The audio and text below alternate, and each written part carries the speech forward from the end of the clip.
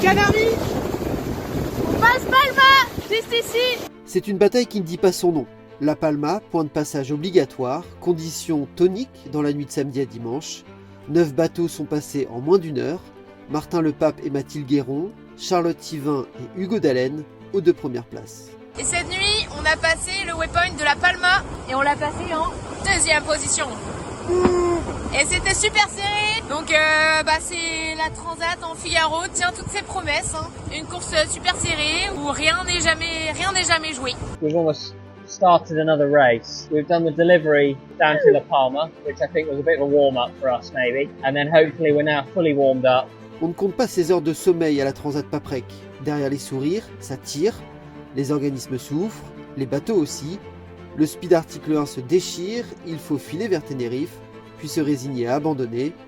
Chez Cap Saint-Barth en revanche, c'est la fête, toujours. Et comme d'hab, depuis le début de la course, on l'a qui voilà, c'est la Normandie. C'est un peu la Normandie, c'est un peu comme dans la Astérix Obélix, genre tu me vois, tu me vois plus, tu me vois plus, tu me vois. Et nous on file presque droit vers Saint-Barth, mais aïe aïe aïe, ça va pas être simple. Hein. Regarde la météo que j'ai faite, tu vas voir, c'est le bordel. On vous dira dans quelques temps quelle route on fera, si c'est nord ou sud. On a déjà choisi, mais on attend de vous le dire. Voilà, petite surprise. Alors ça bataille encore et par tous les temps. Les nuits sont parfois toniques, l'intensité ne retombe jamais. Bientôt, une grande zone de vent faible va obliger les skippers à faire des choix.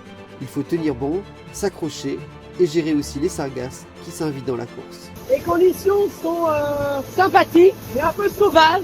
Et on a quand même une mauvaise nouvelle, c'est que nous sommes à La Palma et nous avons déjà des bancs de sargasses un peu partout. Je pensais pas qu'il y en aurait si tôt dans la course, ça vient se mettre dans la quille.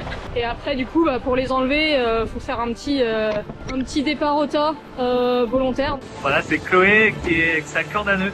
Elle passe une corde sous le bateau pour aller enlever les algues, les sargasses dans la quille. Les sargasses, la fatigue et les incertitudes sont là toujours, mais il y a plus fort, l'irrésistible envie d'aller au bout et de savourer encore cette incroyable aventure.